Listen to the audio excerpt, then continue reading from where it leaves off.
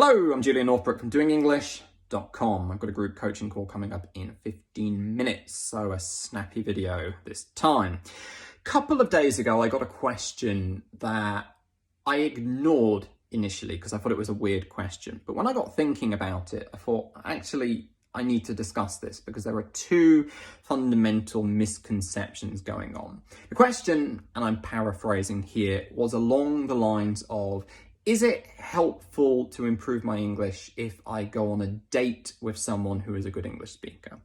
Now, the first of these two misconceptions is that any one situation can ever be better or worse for improving your English than another. And this, for the most part, isn't really true. There are some things that are going to help you with certain aspects, like building fluency better, high intensity situations, something I talk a lot about in my accelerator course. But generally speaking, having a date with somebody is just as good for improving your English as chatting to co-workers in your lunch break, is just as good as watching a film, is just as good as reading a book. You need this constant, iterative, repetitive, two-step process that I'm always talking about going on. Learning, doing, learning, doing, learning, doing. These two things need to be happening in a constant cycle if you want to see improvement in English. What I call the two-track approach, and what you can learn all about for free by heading over to doingenglish.com/free training and checking out my free training. Now, the second of these two misconceptions, and possibly the deeper problem, is that you need to be doing something special in order to see improvement in English.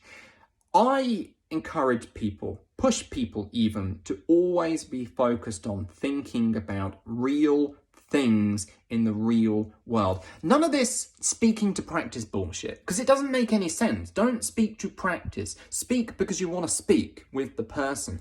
Like, people say things like, I want to practice my English with a native speaker, but it feels dirty. Nobody likes to be used for somebody else's selfish reasons. And if the only reason you're having a conversation, or indeed going on a date with somebody, is because you want to practice your English, well, that makes you a bit of an asshole, to be honest. Like, if you're on a date with somebody and actually you're not really interested in that person, you just want to practice English, like, you're using that person. It's the wrong reason for doing it. You're wasting their time. And again, it just feels dirty to my way of thinking. You should go on a date with somebody because you want to go on a date with that person, because you like that person, because you are attracted to that person. The fact that they speak English should be totally irrelevant. Like, it really should not be a part of your decision-making process. Do I go on a date with this person? Yes, because they speak English. Now, if you're attracted to, I don't know, British people, handsome British guys like me, then yeah, I guess that's fine.